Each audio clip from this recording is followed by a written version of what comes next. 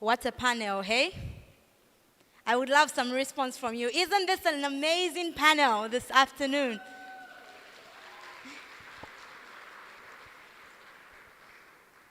All right, joining me, we have Madam Sylvia Banda. If you could only just wave at people.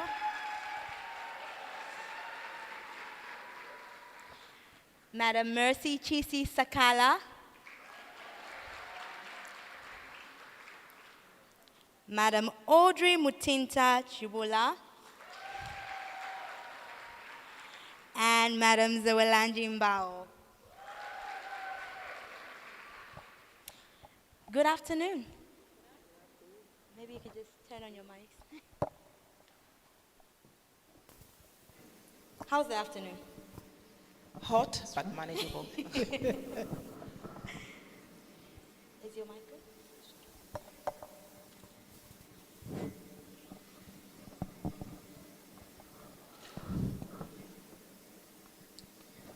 All right, I am excited. I know everybody is. Are we ready, ladies? That sounded like you're just chasing us off the path. You don't want us anymore. Should we go? Are we ready for an amazing afternoon? Yes. That sounds better. Okay, to get started, I would love to start with Madam Sylvia Banda.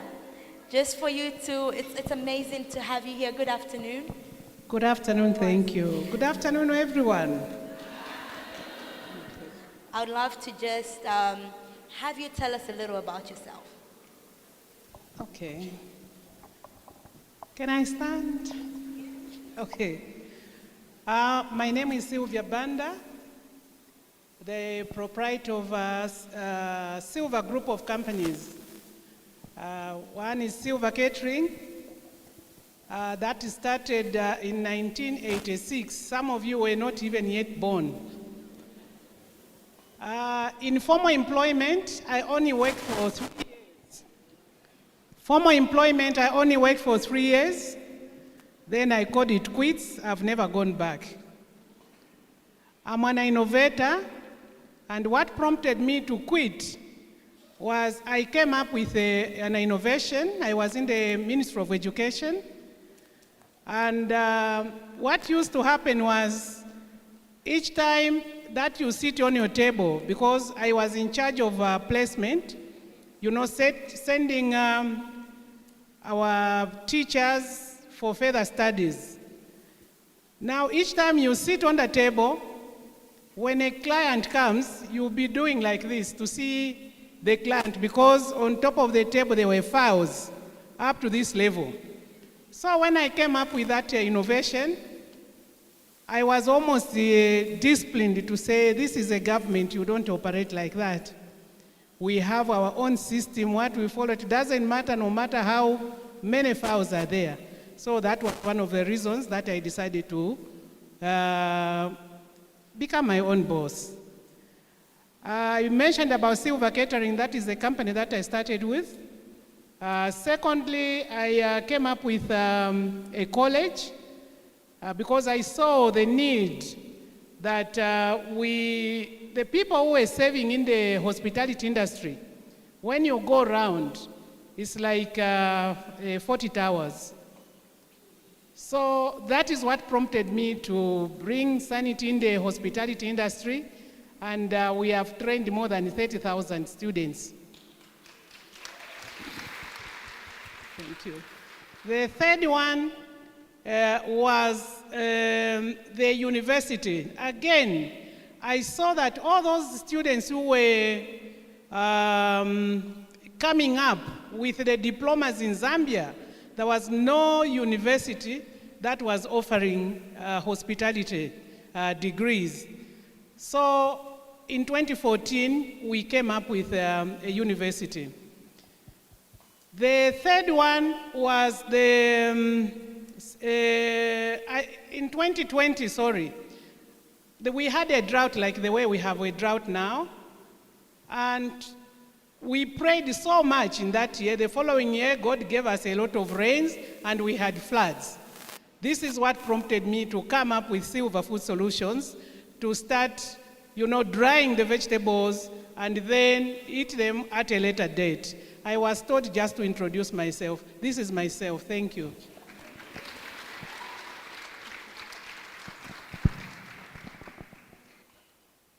That introduction has left everyone wanting more, hey? Well, I'd like to hear from Madam 𝐒𝐻𝐸𝐵𝐬. You have an interesting story in the sense that you moved from chalk and dusters all the way to telling us how a mother's love could really birth a new passion.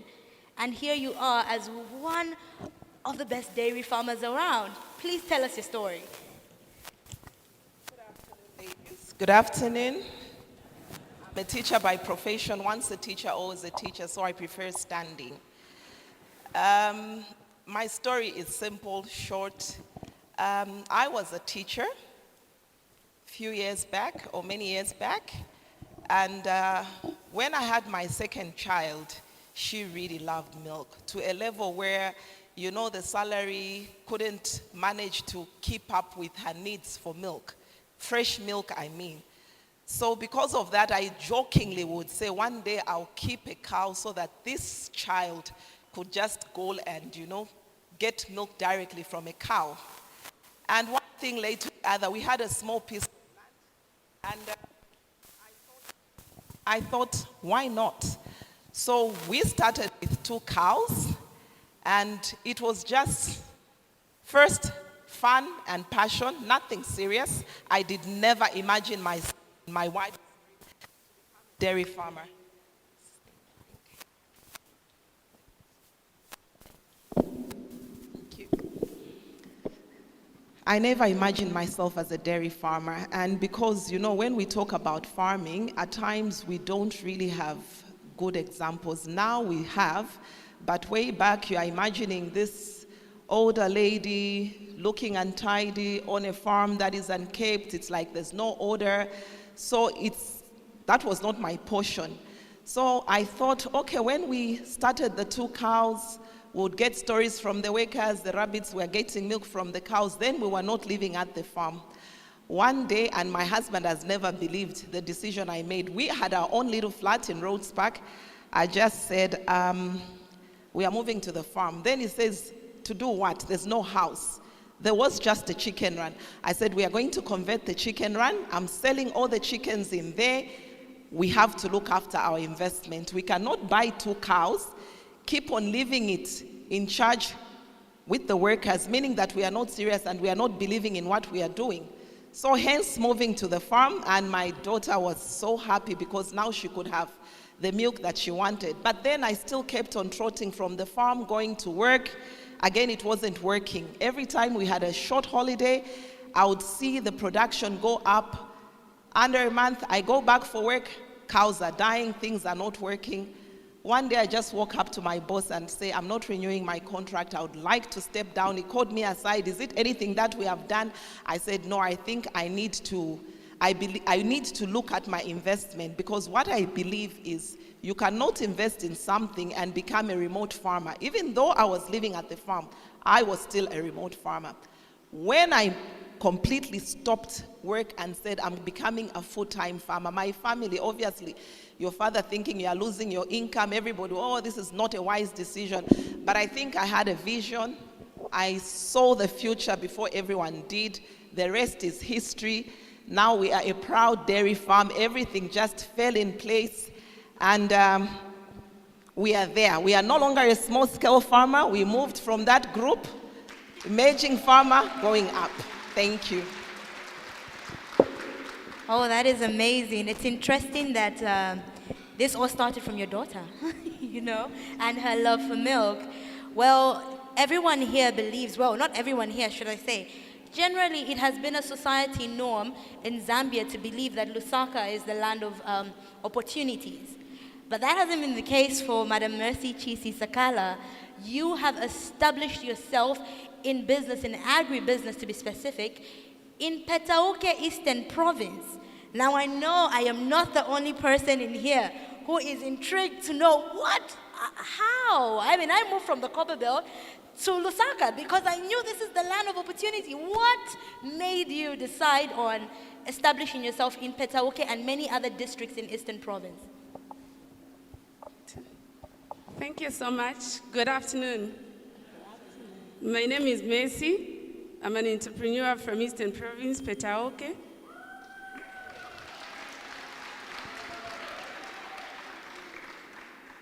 So if you ask me a question that, was it easy for me to move to Eastern Province 13 years ago? It was not easy, but marriage made me move to Eastern Province. And then my husband was happy, me being a housewife, he was providing, but that wasn't, I wasn't happy with the decision just to be at home. Yes, I was so excited to be in a white dress, to get married, to relocate to Eastern Province, but just staying at home, it was not my dream.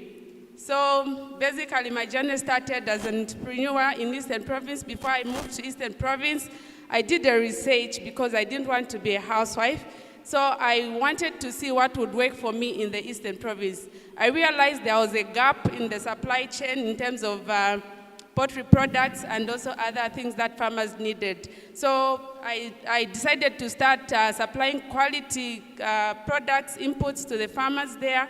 So it was not easy for me. I had a dream. I think my dream started in 2010, but I only realized my dream in 2014, 2015. I got married in... Hello? Yeah.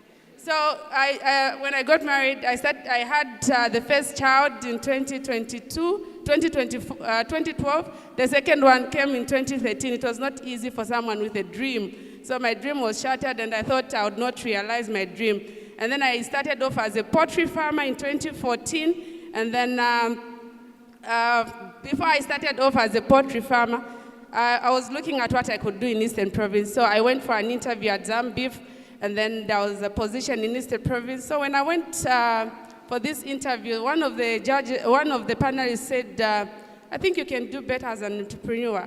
Honestly, I never had that dream, but someone saw potential in me. Thank God for Mr. Copeland, who identified that dream in me. So, and then the dream didn't die. It took long to kickstart, but my breakthrough came when I sold my chickens for cash in 2014. And then national milling closed for industrial break, and then there was no feed in 𝐿𝐻𝑒𝐻𝑒. So I took that advantage. I took the calculated risk and then came to Lusaka to buy the first stock feed. And being a married person, sometimes your spouse can be the reason you don't make it. Sometimes they can be a reason you make it. So he told me that a married woman was not supposed to do business. So I asked him that even the wife to Bill Gates needs money. What more me?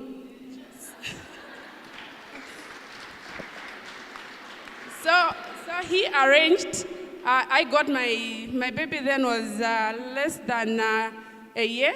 He arranged with mom and dad, my in-laws. So I went to my in-laws' place. Believe you me, they escorted me to Chipembi to strike deals because they thought I'd go somewhere else. The rest is history. As I'm talking right now, I'm one of the leading female enterprises in Eastern Province. And then not only that,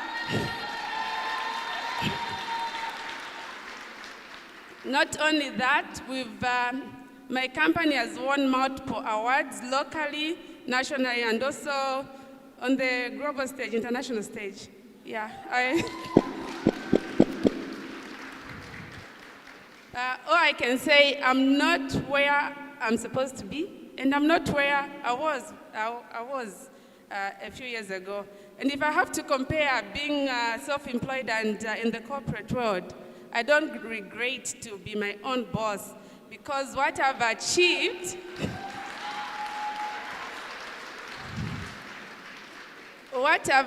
as an entrepreneur is something that I would not have achieved if I was in the corporate world. And then I've made a decision. I'll not get back to the corporate world. Yes, there are challenges. Being an entrepreneur, you're overwhelmed. You've got family. You've got people looking up to you. You don't have time for yourself.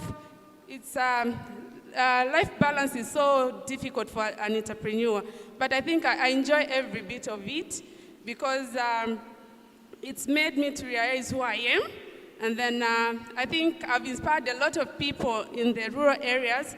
And then it's not only Lusaka, like I can only make it in the city. No. I'll spend a lot of time in traffic for me, yes. The time I'll spend in traffic, that's the time I'll do so many things. So I think I'm content. And then even where we are developing our own Lusaka. I went to Eastern Province when I think we didn't even have a supermarket. It was difficult for me because most of the things I would send someone to buy for me in Lusaka. But right now I think I'm okay. I don't come to Lusaka often. I only come when I'm making deals, I'm making money. So whatever trip I make to Lusaka is to, to give me money. So I don't travel. I plan my trips to Lusaka. So just this week, I came for a series of programs, not just She Entrepreneurship, but because I'm an alumni for the Professional Fellows Program that is sponsored by the Department of States, United States of America. So we are engaged. We are engaged every time, and then my trip was fully paid for, and then I earned some dollars. So, yeah.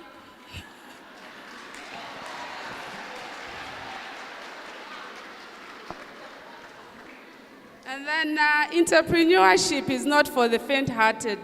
You don't have to admire success, like, oh no, that person is, I want to be like Madam Sylva Banda, I want to be like Madam, I want to be like her. You have to learn the art of entrepreneurship.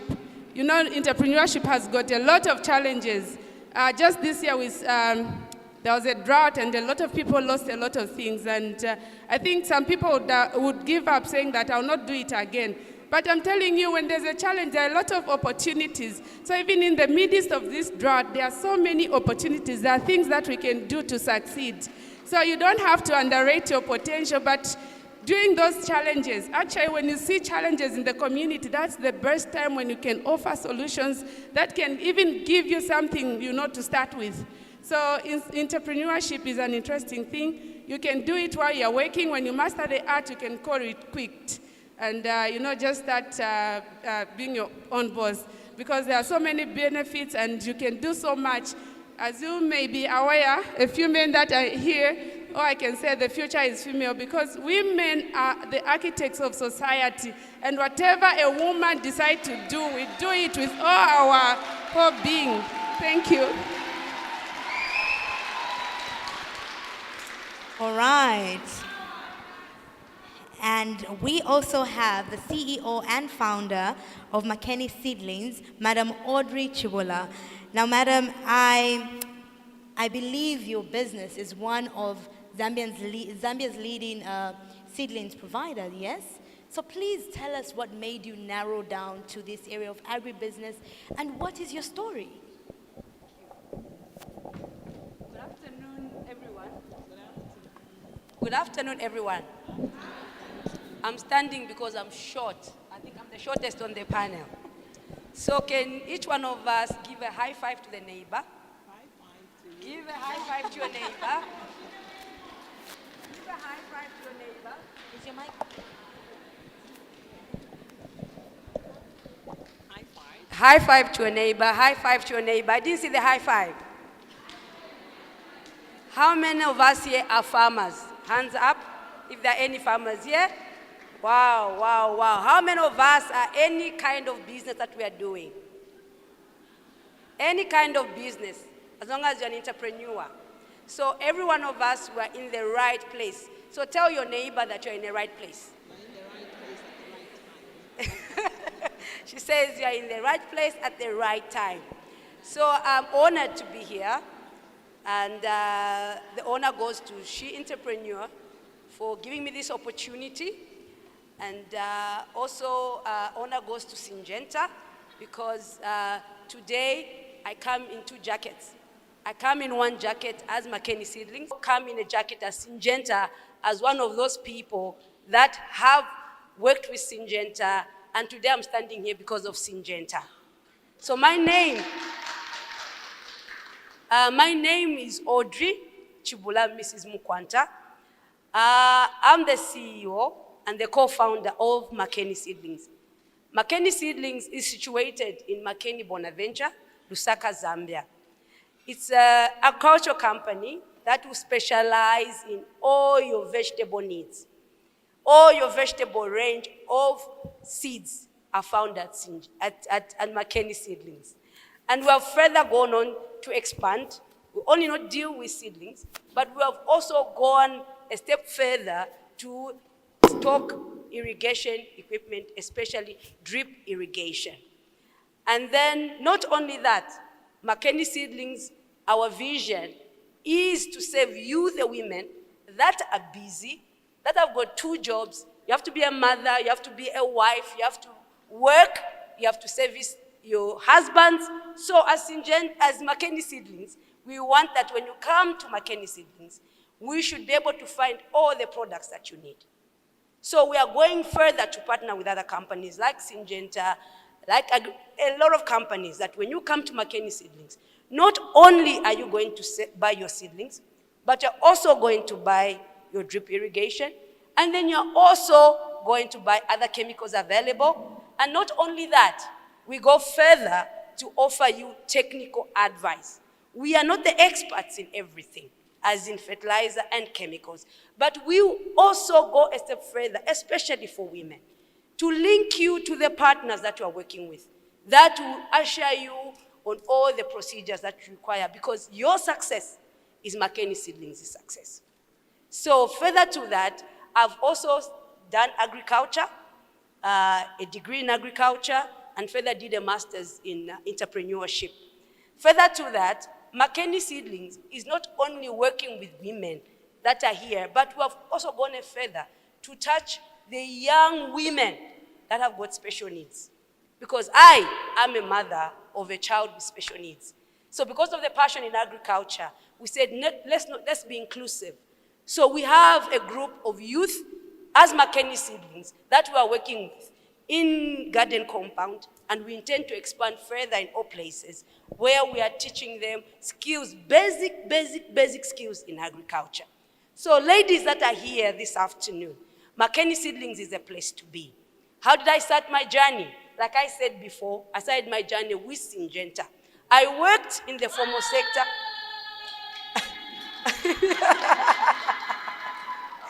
I worked in the formal sector in the agriculture industry for 10 years. But from a tender age, I always believed in myself that one day I don't want to retire working as an employee and calling somebody boss. From a very tender age. Why agriculture specifically? Because again, from a young age, when we visited my grandmother, we would see women. I'm from Southern Province, so you know how Southern Province is. It's already a farming. It was a food basket at one time. So I would see grandmothers, aunties, going to the field with children on their back, doing multiple jobs from the field, also cooking, drawing water. But when it was always the time to harvest, our grandmothers were always happy because they'll do their groundnuts, they'll sell their goats, they'll sell their chickens, and then they'll go to the market. And that's financial freedom. So I believed that there's a potential in women, that when we empower a woman, then you're feeding the nation. So that's what I've always believed in. And that's how I got into agriculture. Having worked, gained the experience, I then decided one day, unfortunately, I lost my job. Unexpected. I lost my job, and I said to myself, where do I begin from? Do I start to look for another job? But because I had a special needs child, I told myself, this is a chance to be my own boss, because then I don't need to travel. I need to spend time with my child, because he needs me more. So that's how I told myself I've always wanted to be my own boss. But where do I begin from? That was the question. I didn't have capital. I didn't have anything. I only had the little gratuity that they gave me. And then having worked in Amiran, I used to hear about Syngenta. To say Syngenta has a package where they're giving women in agriculture and the USAID and empowering them. And I walked into the offices of Syngenta and I told my story. I want to encourage you women today that believe in yourself. When you knock, the door will open. I didn't have capital, I didn't have land, I didn't have anything. But I walked into Syngenta offices and said, I've got expertise in agriculture. I wanted a business. Here you're giving greenhouses. They believed in me. They said, okay, we know your knowledge, sell your story. I sold my story, my expertise, my experiences. They told me the requirements. I looked around. And I want to urge you women that let's believe in partnerships. Women, we like to work alone. We want to be in competition.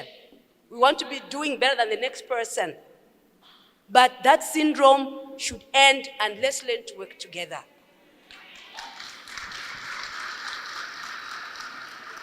So, like I said, I didn't have capital. I didn't have land. When they gave me the requirements, I looked around at other partners. I sold my story. I sold my vision. Some didn't believe in me. Especially my husband did not believe in me. But I started the journey. And today, here I am, through Syngenta. That's how Makeni Seedlings started, with one greenhouse, with a capacity of probably 60,000 seedlings. But today, 8 years later, Makeni Seedlings is able to supply in all parts of the country seedlings close to 800,000 in a month.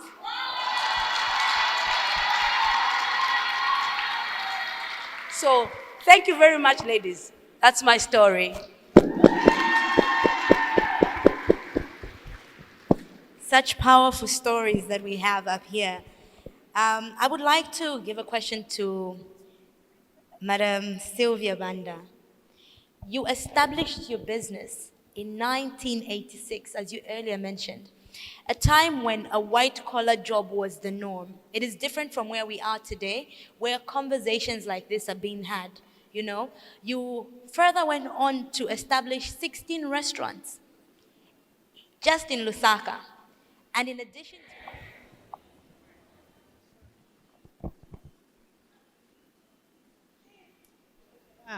Hello? Yeah, so answering the questions which she has put before me, just as I mentioned, I'm an innovator, quite all right, and I've done a lot of innovations. And I felt that it was pointless for me to continue doing something that was not appreciated, as I hinted a bit. So this is how I went into, the first business was catering. How many people know Sylva Catering here? Okay. I've never dreamt of politics. I don't even dream about politics. But I'm a business politician.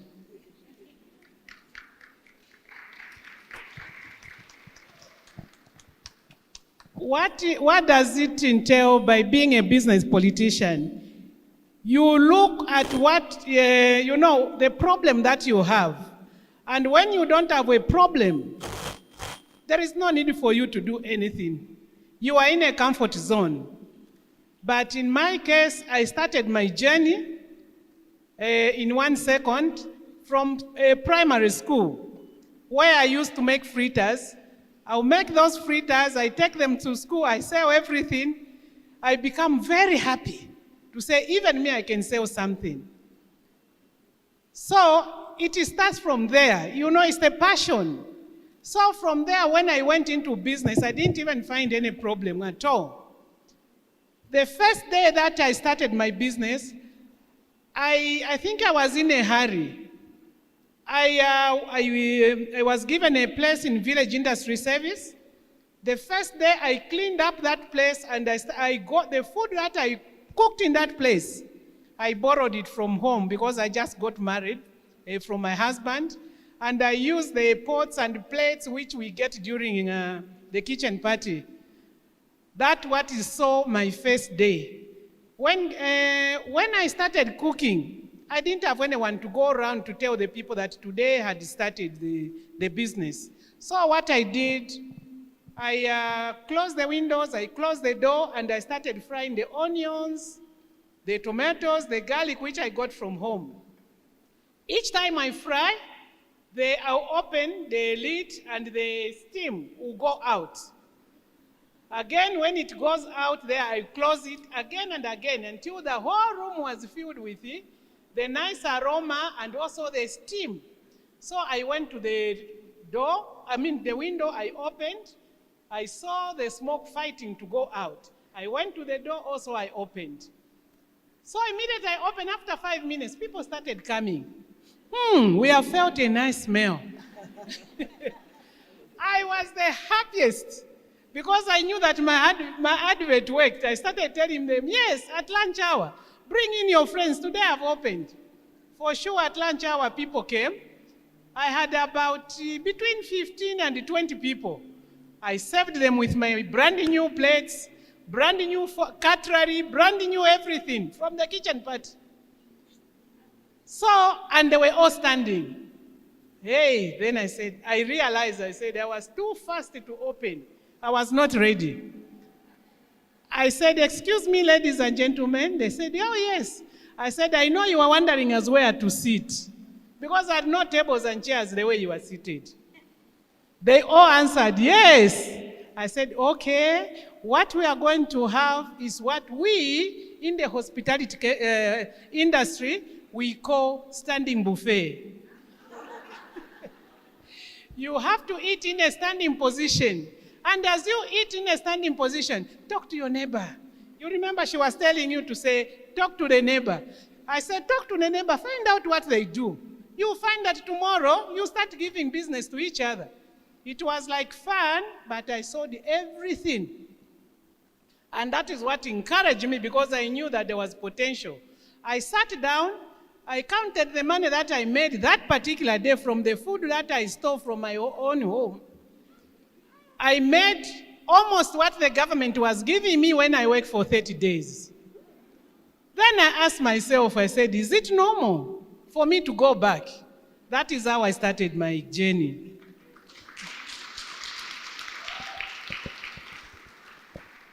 After that, I mentioned to say there was a flood in Zambia, the drought.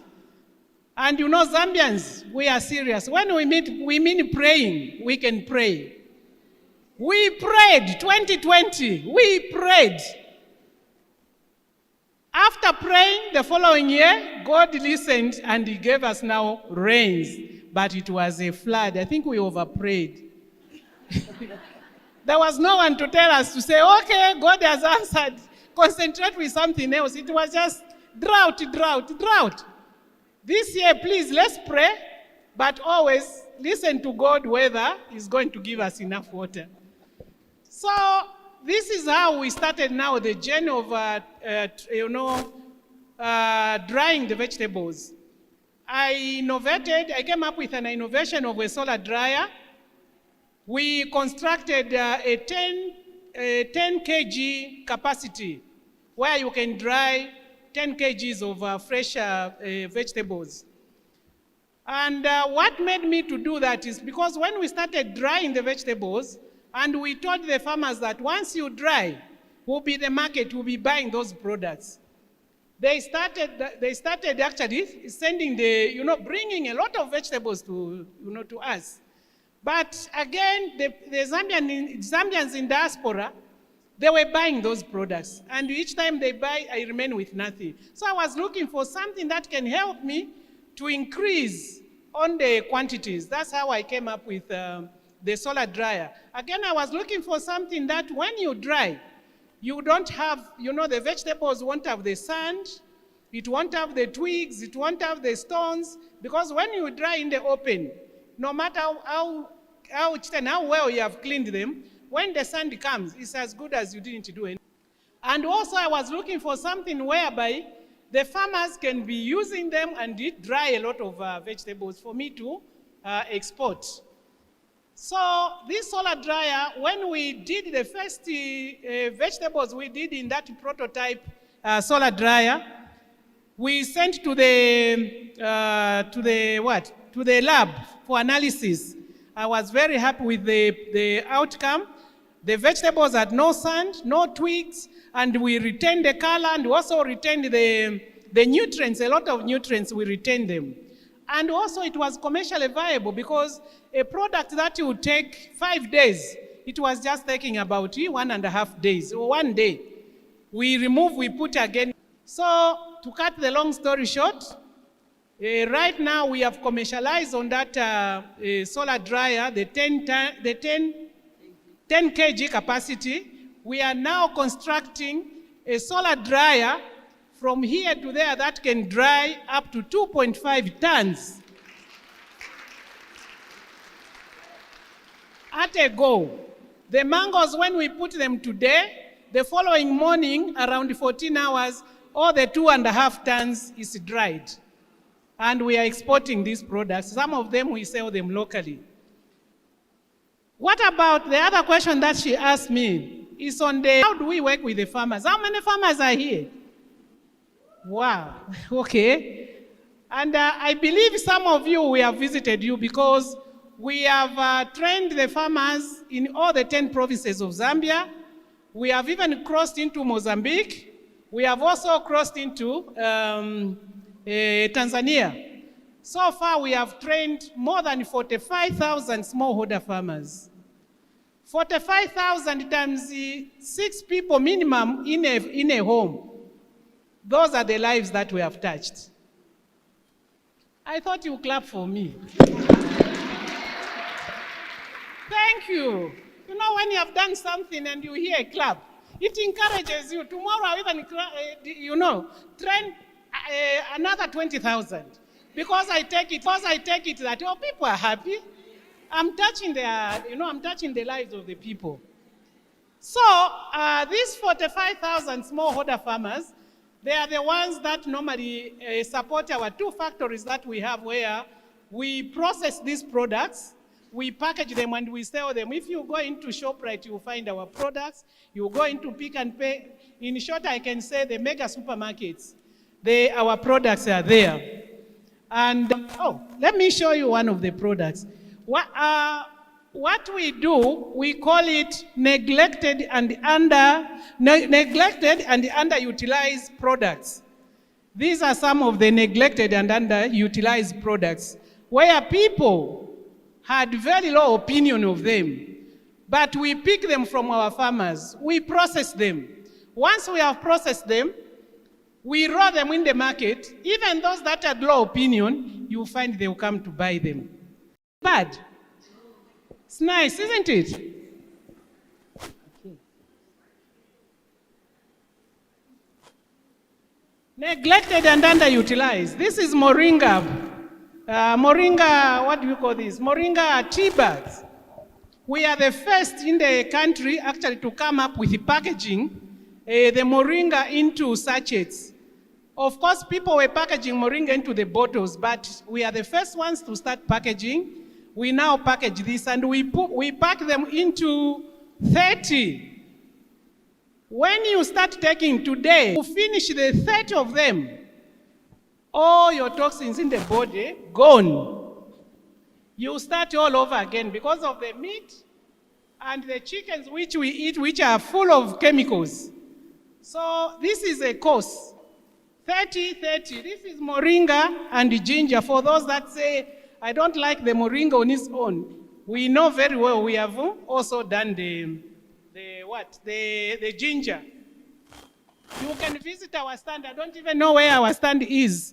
When you finish, it is behind there, you'll find a lot of goodies. In conclusion, my word of advice, when you are doing business, do not incline yourself to just do one form of business. Because I do my business on a Christian principle. I believe what God has done. God is so clever. Do you know where He has put the secret about business? How many know? No one. Whoever knows, raise up your hand and I'll give you this good. You go and try it home. Where? Mumushiri? Okay, Mumushiri. Well and good. Thank you. Okay, there is no one. She has tried. I'll give her something for trying. God has placed the secret Bible.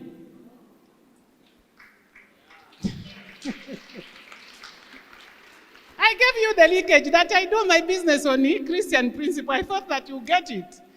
God has placed that secret in the Bible, Ecclesiastes, and it is in the middle of the Bible. Ecclesiastes chapter 11, verse 1 to 6, where God says, invest.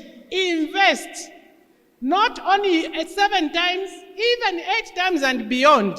Because if you just do one business, and the devil pounces on, he uses the tree as an example to say, if the tree falls on your business, which is the devil, that will be the end, isn't it?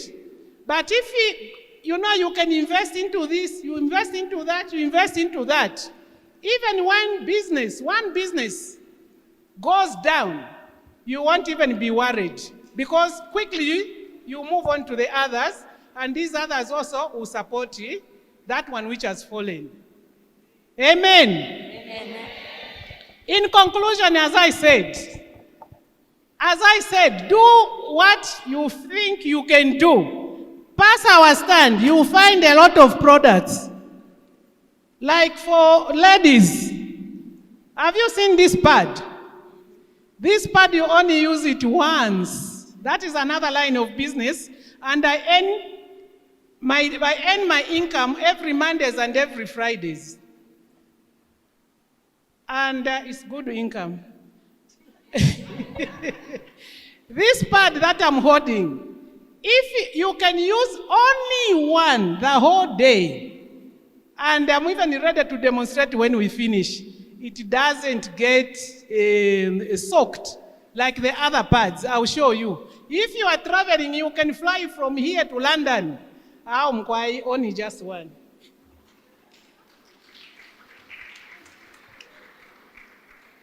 I'm a BP. Please see me when we finish. This one, it balances your BP. You don't need it. Uku quite a heart attack because of the BP. I won't say much this because they are men. Women come and see me. The first 10 women who come to see me, I'll give you this one. You will never be the same.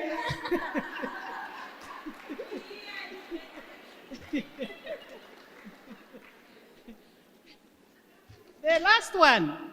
If you want to shape up your body, you have tried this, you have tried that, you will find 𝐒𝐻𝐚𝐫𝐭𝐧𝐬𝐶𝐬𝐴.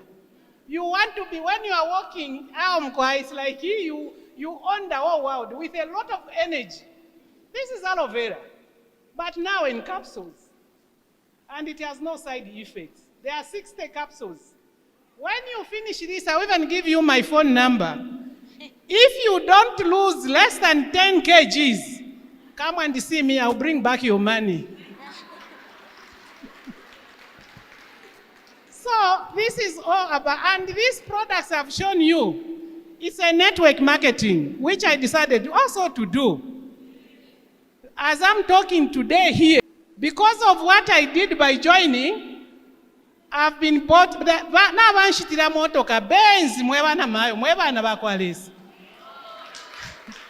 Toyota, but Benz. I've got the Benz, come and see. I told someone to say, drive it here because I was rushing. So, to try to do this, to do that. I thank you, ladies and gentlemen. I can talk and talk and talk. Well, I feel that was very insightful. I feel that was really good, and we have learned something. I think the thing that has stood out the most for me is it is not enough to invest in one thing. I think we tend to get comfortable as women. We already barely have enough time to juggle the lives that we have, and we always feel that one source of income is enough. But to hear this, it is an encouragement not only for the entrepreneurs, but even the women that are in the corporate world, to make sure you don't just have one source of income. You allow yourself to expand, you allow yourself to grow, you allow yourself to venture even into things that you never expected. I had absolutely no idea that that's the many products that you're invested in, Madam Sylvia. Thank you so much for sharing with us. Mrs. Mbao, it may be a dream of somebody here to venture into dairy farming. right? But the real question is, because we're just from hearing that the goal is to buy our dream cars and our dream houses, how quickly do you get your returns on investment? Hello, okay. Honestly speaking, I want to be as honest as possible. Dairy is not for the faint-hearted. I'll repeat that again. It's not for the faint-hearted because you are looking at so many hours of hard work, waking up awkward hours. You have, I call it like you are running a clinic, so you constantly have patients. When you have so many cows, things happen. So you should be ready to wake up even at 02. The cow cannot calve down. There's this emergency. And apart from that, it's a hands-on kind of investment. You cannot do it remotely. You cannot employ somebody to do it on your behalf. If I could borrow what the first speaker, Monica, said, you know, when you are investing, is it Monica? No. I think it's the lady from the one in purple from SeedCo. She said she was kept on saying, you keep on phoning somebody asking, have you put fertilizer in the field? Have you done that? For dairy, also that cannot work. You have to be ready to get your hands dirty. I always laugh and joke that I can never do nails because the moment I do my nails, then there's a cow that cannot calve down. That is 02. I cannot call my vet because the vets tell us you need to have some sort of training to help you on the farm. So I need to get my hands in there. Now, if I have these fancy nails, that will not work. So that part are forgone. So it's not for the faint-hearted. Your returns, the investment is very high. Beginning, you do it slowly. The first year, you will not see anything. The second year, you will not see anything. Even the third, you start seeing something year number 5. But again, when you look at the year, you know the year has quarters. For dairy, when it's very cold, that is your best time to maximize your profits because the cows deliver. The weather is good, so they produce a lot of milk and everything is good. You know, they are comfortable, what we call cow comfort. So you get good money. This season we are in, if you are not automated, like you don't have a shed, you don't have what, your cows are struggling. So obviously, they will not give you the money that you expect. So you need to balance the time that you make money. Don't be too happy and say, oh, I've made this money, let me go and buy the Benz I wanted. No, you should know that there's a season that is coming when things might not be as good as they have been this season. Of course, when you get again to the rainy season, if you are also again not very biosecure, you get your diseases because of too much rain, the mud, and things like that. So investment returns, after 5 years, you will definitely get it. For some people, it can come even earlier, depending on how much you invest in. So if you start the way I started, some people would not like to start like that. There are pros and cons of starting small. The pros, the good thing is that you are learning with the business. So because there's no point of you ordering 30, 40 animals from South Africa and paying millions, you bring them here, they start dropping dead because that can happen and they can all finish in a month.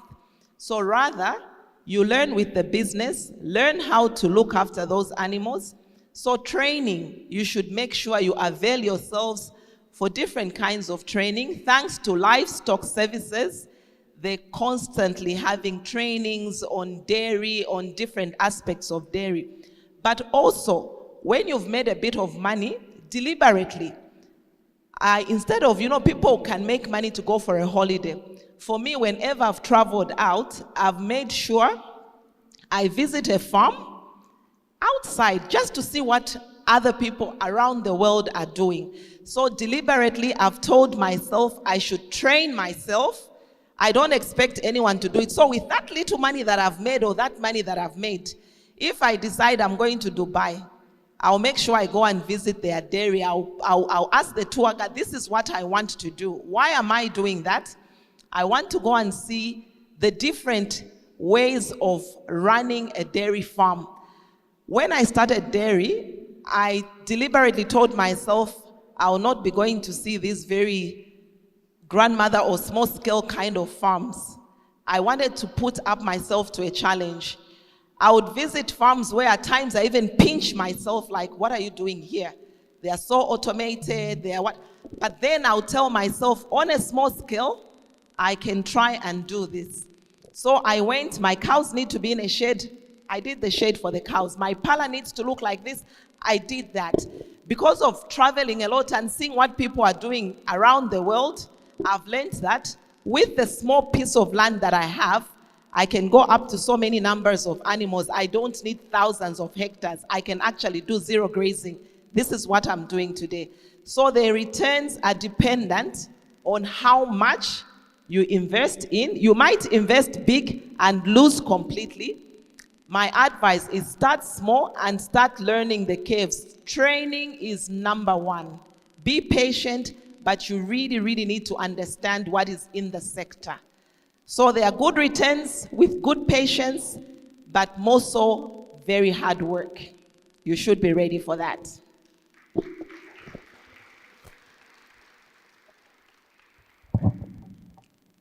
Amazing. Well, I'd like to move to Madam Audrey. You have gained a lot of qualifications in the agriculture sector in regards to your academics, and you have strategically positioned yourself very well in regards to the partnerships that you have. As you earlier mentioned, some of the partners that you have gained along the way are Syngenta. Now, there's many people aspiring to grow themselves in the agribusiness sector. How do the women in this room begin to position themselves when they leave this conference today? How do they, sometimes we're thinking it's in what you look like, it's in how you speak, but what is the real secret? And away from that, what inspired you to study agriculture?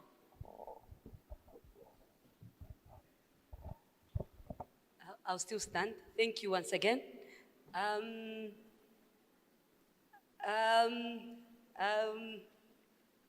Can we all tell ourselves that? Can you shout out to yourself and say, I can do it? I can do it. Can we shout out again to ourselves that I can do it? I can do it. And then we shout out to ourselves and say, together we can. Together we can. Thank you. So based on the questions that you've given me, like I said in the introduction, that when I started this journey, because as women, we believe that you should have the money, you should have the capital, enough capital, you should have everything in place for you to start a journey. But I'm here to encourage you, like I said in the beginning, that I started with nothing. What drove me to begin my journey in business after working for 10 years, comfortable with the salary, comfortable with the company vehicle, comfortable with all the opportunities that come with working, rising in a flying job, and suddenly the job has ended, which is a reality because one day the job should end. But then I'm encouraging each one of you to say that the important thing is the thought. Our mother said there, being a new mother, I know for sure I suffer from mom guilt in being able to just embark on a journey of trying to better myself or to realize my dream. And I know this is something that many women in here struggle with. I had a light conversation with somebody earlier, and they said, Manza,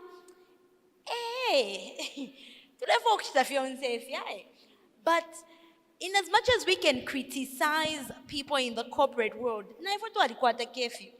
because if kwala a meeting at 18 or kwala a conference proceed, you still have to go back and cook, you have to clean. There's so much that we go through. And for someone like you that has achieved the awards that you have had, for someone that started with little support, someone that sacrificed the way you did, how do we do it? Because I can tell you for sure, even with me, I don't know how I can leave my baby at home. What I can say, we all come across challenges, and in any business, we don't just talk about success. We also talk about failure. I've failed before, and I've never given up. If I didn't fail, I wasn't going to learn certain things. And maybe it was God's time to slow down. If I didn't fail, I was going to be somewhere else. But through failure, I've learned how to do things differently. And yeah, so my mother had an idea of becoming an entrepreneur. She was working, but she never realized her dream. I realized her dream, and I'm living her dream. But there is my daughter who's challenging me. She's only 12 years old, and then she says, "Mommy, I want to be like you, but more than you are." You get my point? Because I inspire someone who's in my household. So,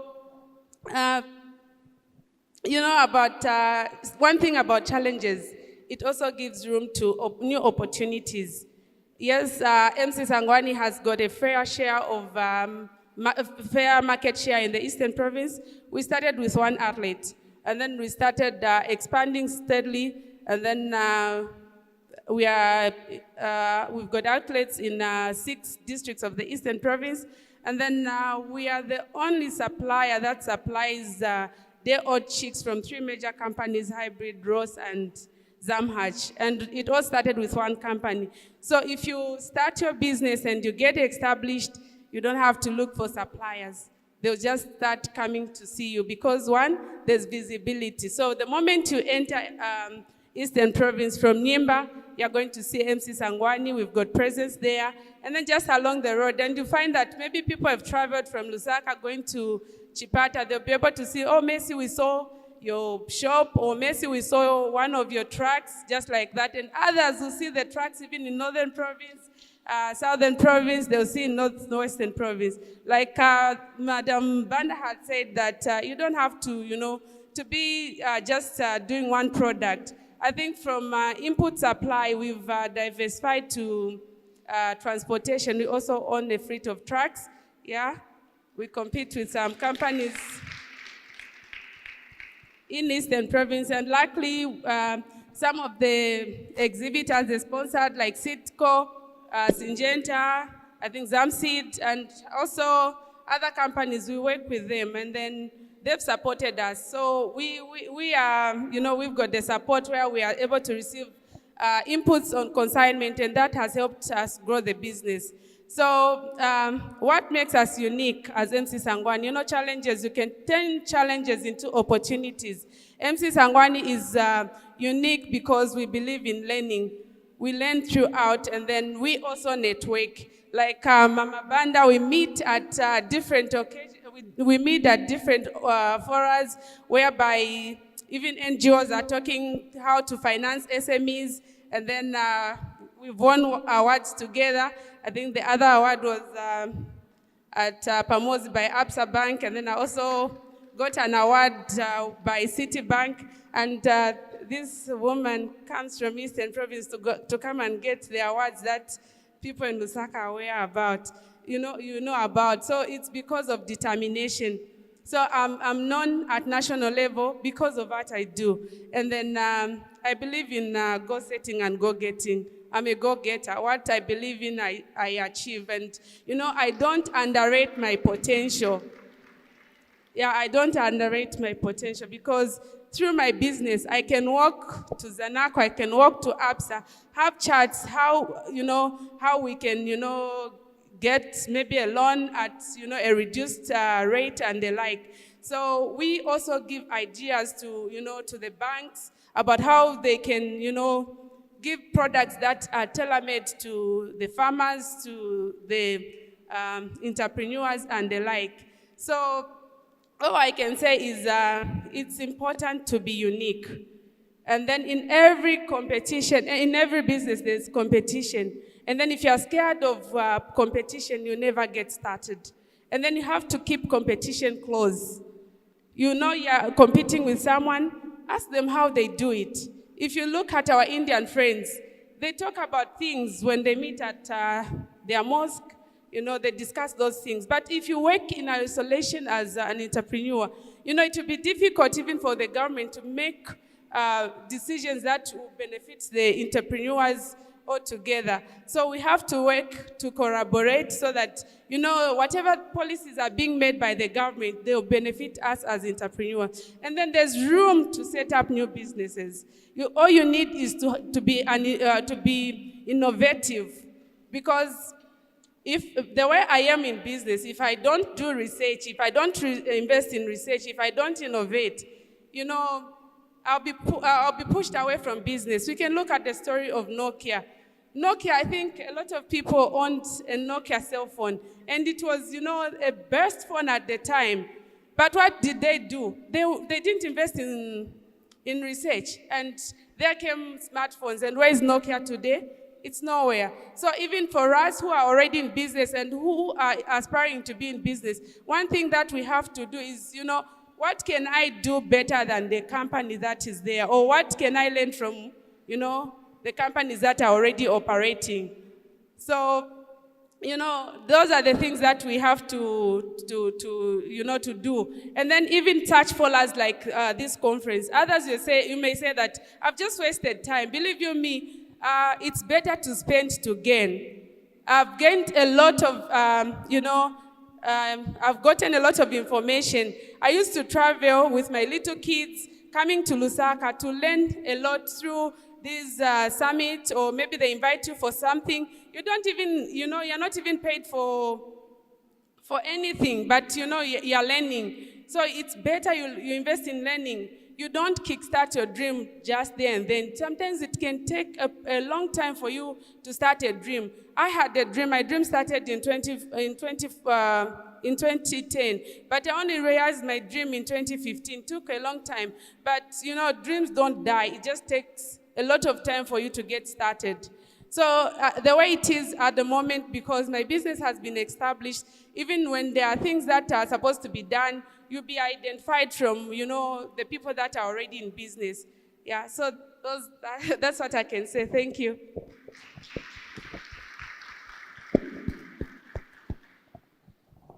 In the limited time we have, I would like to throw this question to every speaker, and anyone who is willing to respond can give us insight on it.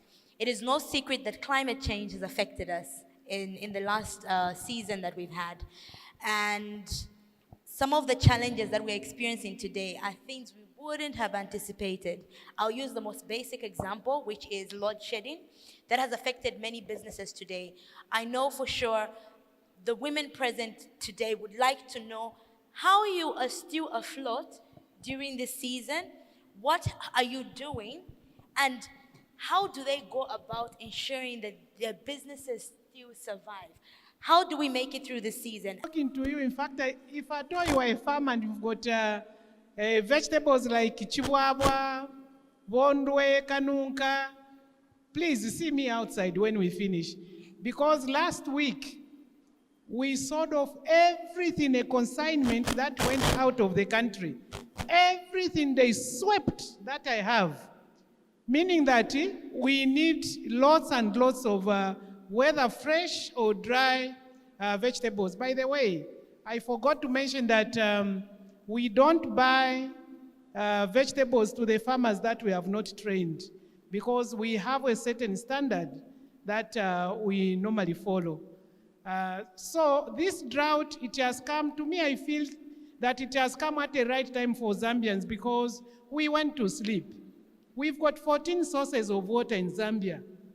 But what do we do with the water? It just runs until it reaches the ocean. We don't even know how to crop the water. We don't know. So to me, this is an eye-opener. Let's see whatever we are going to do. Let's learn. Let's teach ourselves to grow the food throughout the year. Even this solar thing, ZESCO, is another wake-up call. We depended so much on ZESCO. But now this is the time that we have to say, we've got a lot of sun. Let's make use of it. Thank you.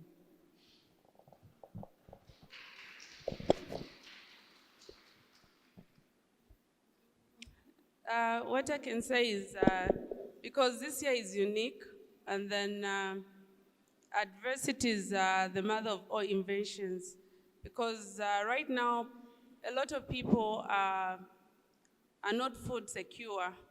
There's a lot of hunger out there. Even looking at smallholder farmers that buy inputs from us don't even have the buying power right now because they lost what they invested in.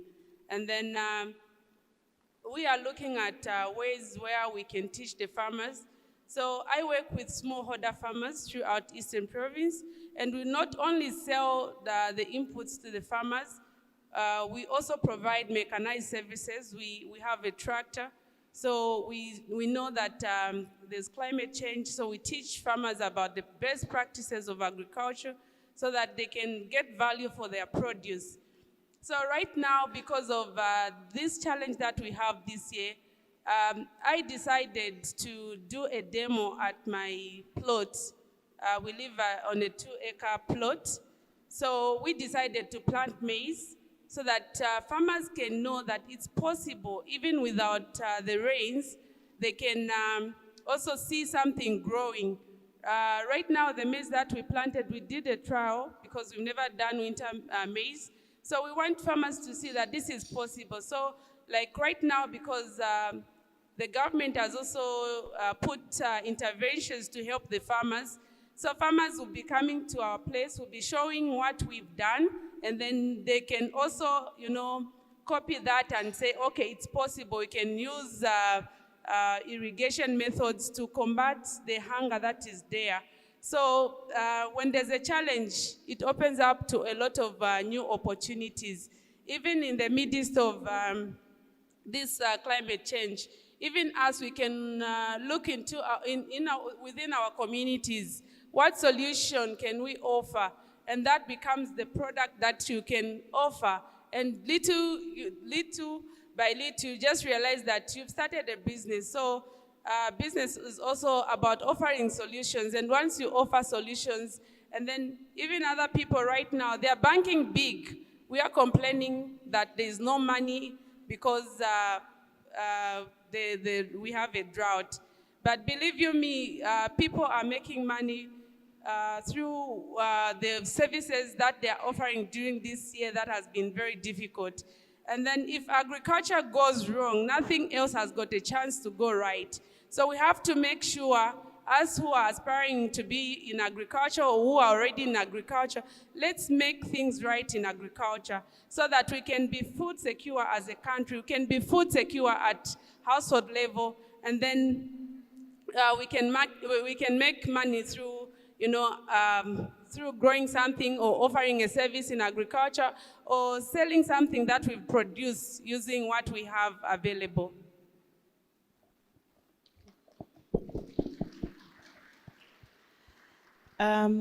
Climate change obviously has not spared a dairy farmer. And for dairy, most of the machinery we are using has big motors, meaning that solar is not even an option for most of us. A genset is an option, but also the cost of running it, because milk, if you deliver milk or you sell milk to the processors, they only pick it every other day because of cost of picking the milk from different points. So with this issue of electricity that we have opted to bite a bullet, and the processor will pick today, skip a day. The day they skip, we do our own delivery, because milk is highly perishable. So that is the short-term solution.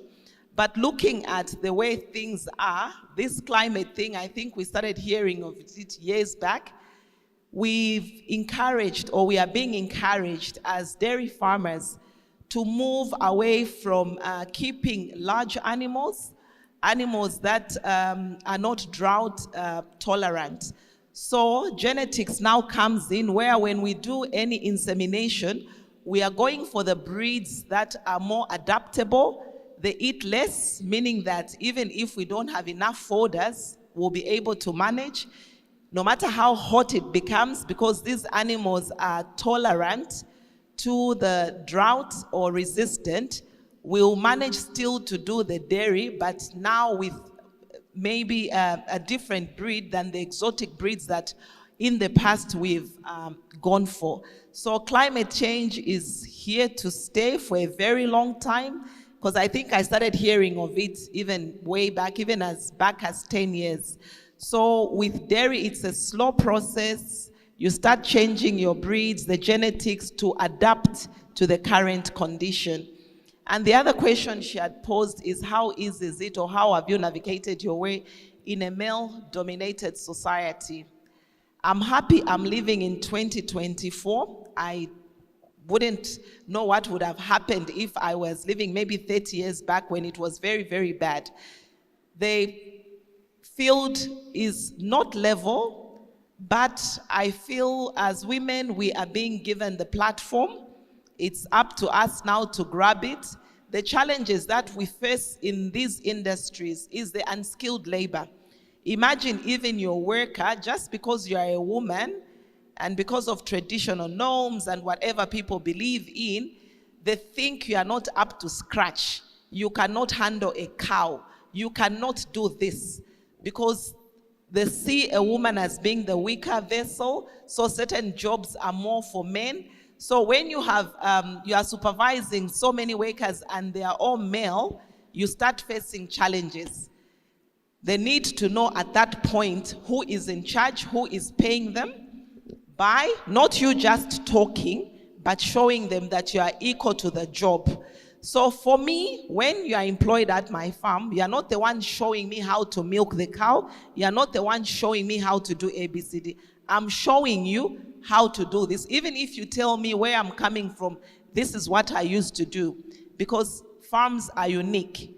I want a certain order at my farm. So once they see that you have the knowledge, you know what you are doing, they are able to see the results, then they'll tone down, they'll mellow. Shouting will not work, but they have to know that you are equal to the job and you show them. And just to do that, I deliberately also employ women, especially to look after the young stock, because I believe they do a better job than the male. So it has been not easy, because even when you go to the banks, for me at times I laugh, you know, when even passport everywhere, people want to see your marital status. So already they believe that if you are on your own, maybe you cannot push this agenda. They are more comfortable when you say, I'm Mrs. whatever. The other thing, I think, I'll speak now on a personal point. I've had a very supportive partner. I think at times I even, you know, my kids will say, it's 02, mommy's going outside. Dad, Then he says, she knows what she's doing. At times, our partners, you know, they don't support us. They would support us in the background. Maybe they don't believe in us. But when the numbers, the money starts coming, then they know this is the real deal. First, they'll be waiting, watching you from a distance. So I implore all you women, whenever you are doing something, even if the men around you don't believe you, trust me, at times they're just waiting to say, she'll fail, she'll fail. Do less of talking and do more of work. When the money comes in and they start seeing the figures, they become interested, trust me.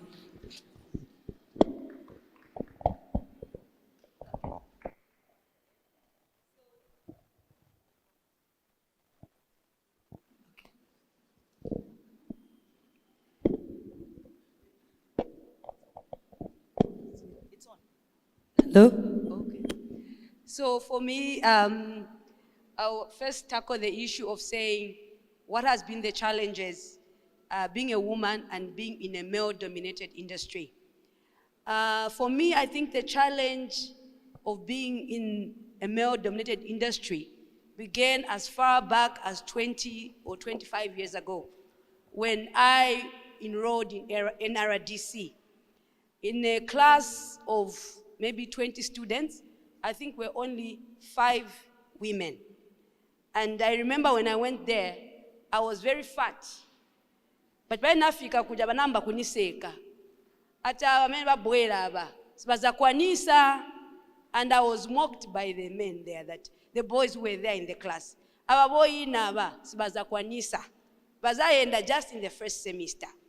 But by virtue of being told like that, it was sort of a driving force for me.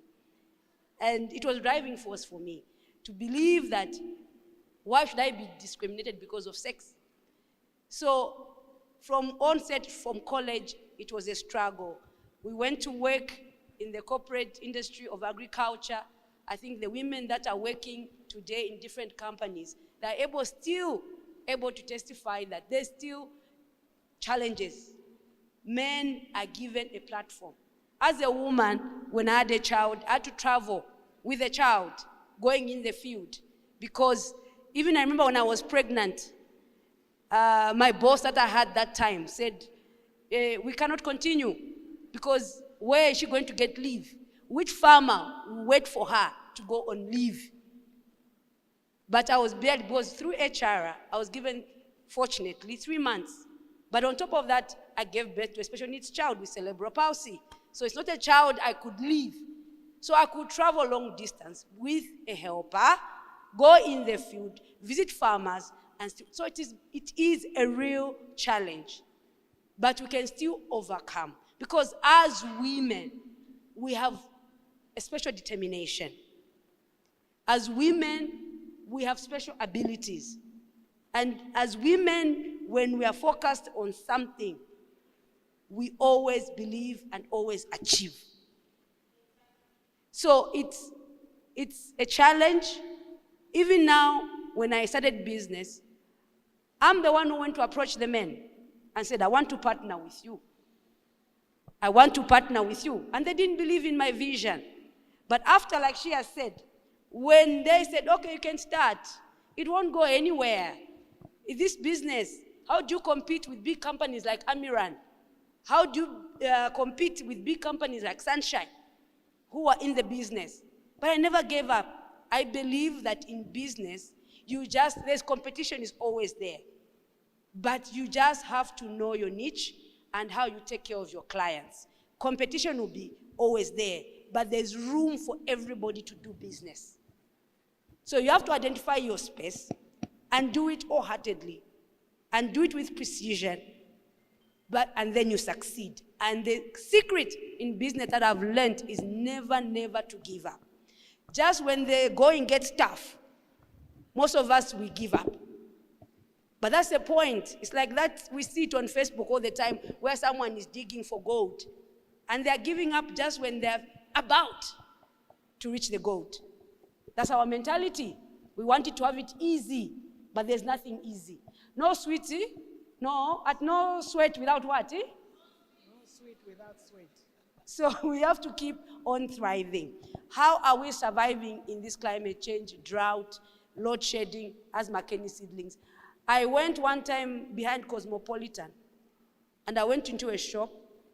We're trying to, because on top of Makeni Seedlings and the seedlings, we also do at the farm some quails. Now we have the incubator, because with load shedding, you can't run the incubator. As Mom said there, that you have to diversify in business. So with the load shedding, I almost gave up on the quails. But I said, this is the opportunity when I need to invest in a solar panel. Because the many people who are in quails, they automatically stop. But we have to look for the money. So when I went there, I saw queues of people that were lining up to buy solar panels. And that is an opportunity. That is an opportunity. Some of us who believe here, who are bringing solar panels in Zambia right now, it's only the Indians and the other races. All of us will go to order to them and resell. Someone will say, I don't have the money to bring even a container. But even Makeni Seedlings, when we brought the first container of dripper lines, we didn't have the money. We did the numbers. How do you bring a container? But I talked about partnerships. I talked about networking. You should be trustworthy as in your business. When you're trustworthy in your business and you serve people diligently, you create the name of your company, then people will believe in you. So if you ride on those principles, that's what I've learned in my journey of business. Serve the clients diligently. Collaborate with other partners faithfully. And then you find that the doors that you didn't think will open. Further to that, on top of seedlings of vegetables, we have engaged another partner. There's a partner here, Madam Lisa from Inside. I don't know if she's still here. Are you still here? She's a fruit farmer. She's a fruit farmer, and we've partnered with her. I've visited her farm, and she told me, Audrey, expand, bring in fruit trees, so that as farmers get the seedlings, let's advocate for people to go into fruit trees. So we have expanded our profile. Not only do we sell vegetable seedlings, but through partnerships with Insight in Mungule area, we can now find fruit trees, because with this climate change on the farms, in our households, can we plant trees? But not any tree, but a tree that has got value. Thank you very much.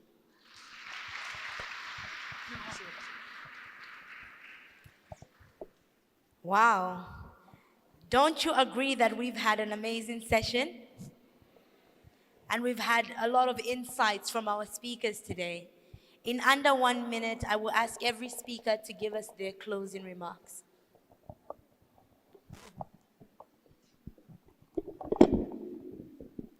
I would like to say thank you to Livestock. If you are thinking dairy, Livestock should be on top of your head.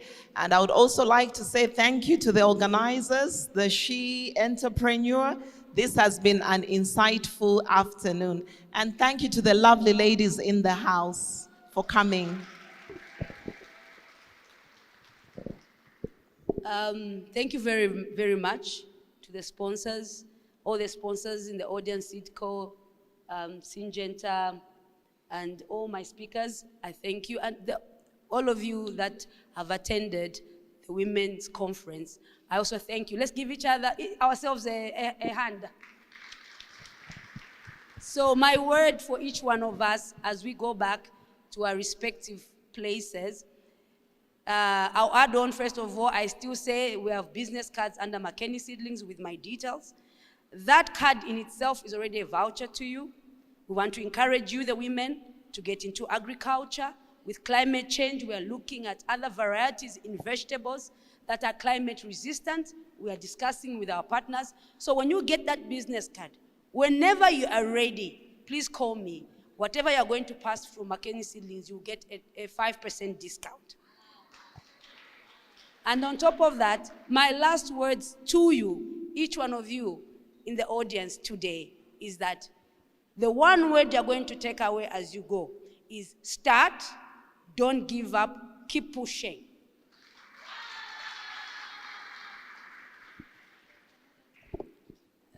Thank you, She Entrepreneur, for the opportunity to be here with ladies, with with the goal to grow the agribusiness in Zambia. It's a field that I think does not need qualification to start. You can start as an entrepreneur, you can start as a farmer, and then you also upgrade your skills. You start learning more about agribusiness and get to where you want to be. And then I believe an empowered woman is a beautiful woman. I'm looking for someone who's got passion in poultry. I'd like to empower someone.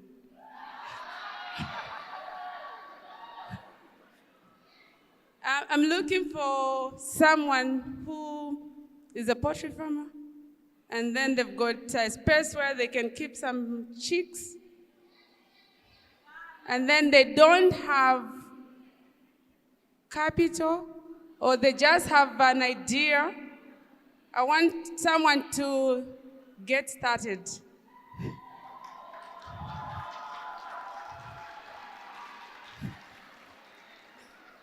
Now the problem is, how do I choose?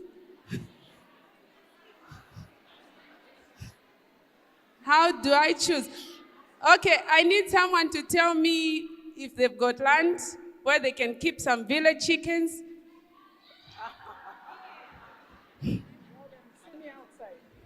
Come again.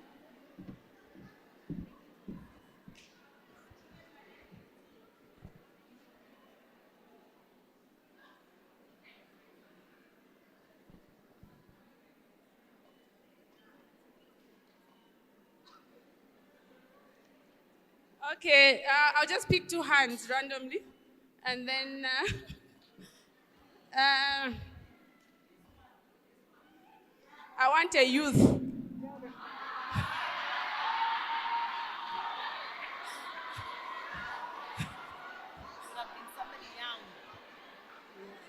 I want that lady in black there. The lady in black. The lady in black. Your hand is up.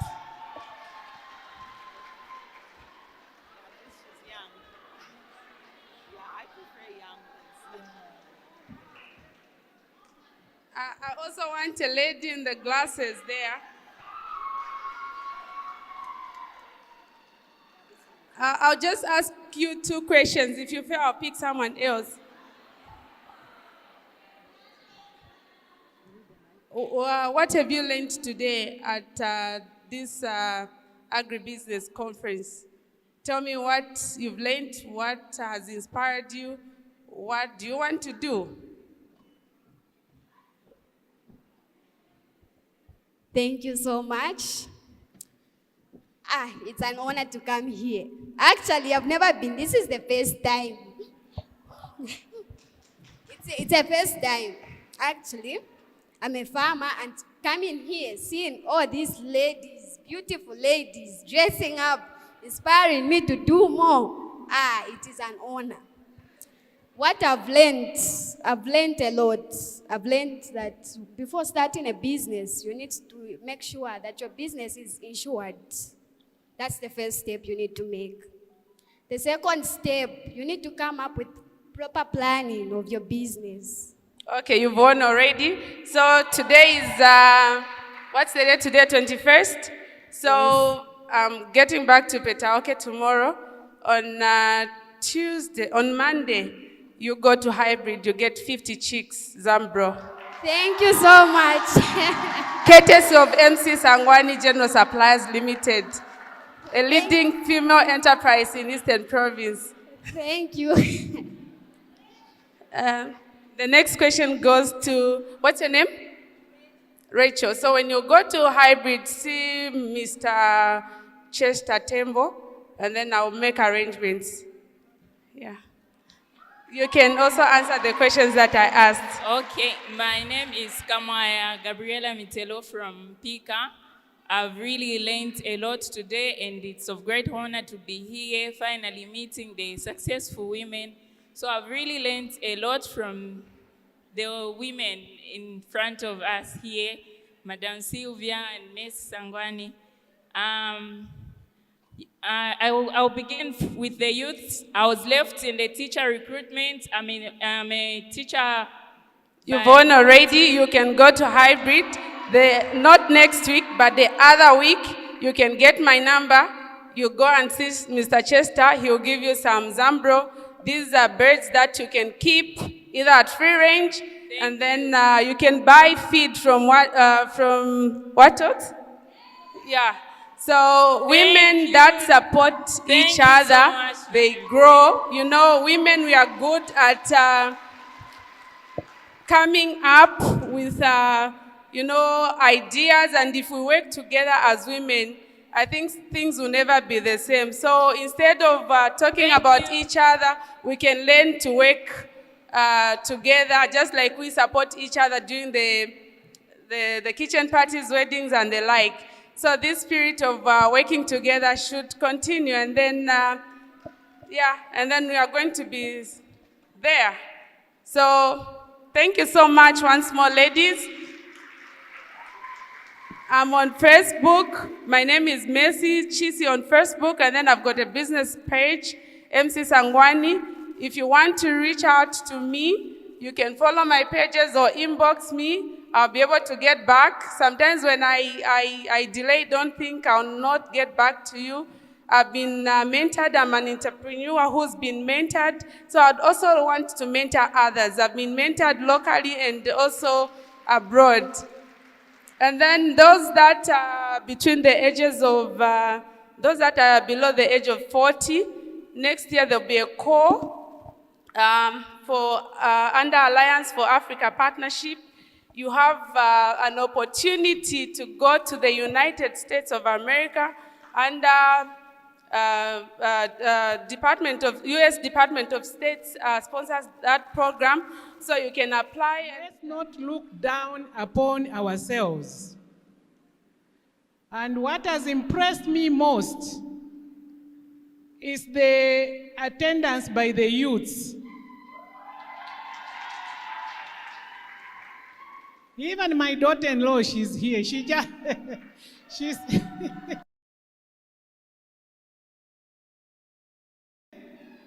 But she sent me a text to say, I'm here, which is good.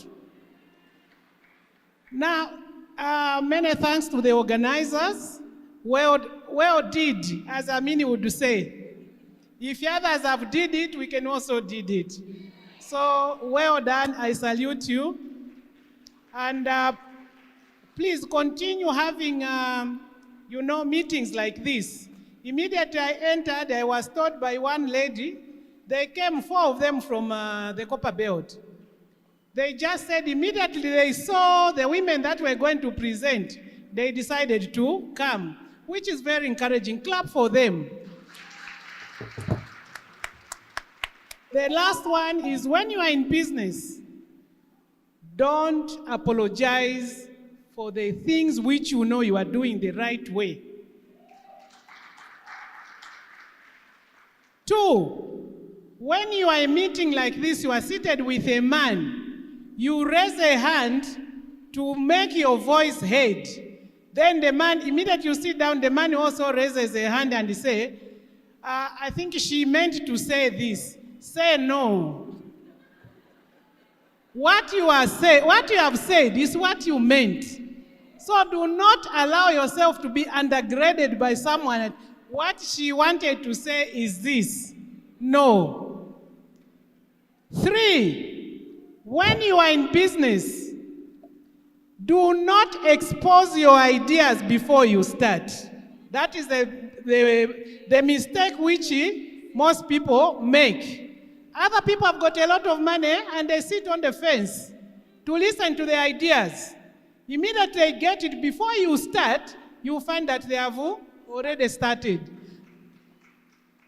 And you'll be wondering how that person has started. You talk about it. When you have worked on it, you have perfected, then blow it up. 3, reduce the type of friendship that you mix with. It is very good to network, but there are certain friends who are just there to discourage you. Anything that you say, they want to discourage you for no apparent reason. Friends like that, keep away. And in conclusion, love yourself. Smile at yourself. And reward yourself by clapping for yourself. You are wonderfully made. Thank you so much for the purple dress. I like it. Thank you. All right, that was amazing. Can we have a round of applause for our speakers today?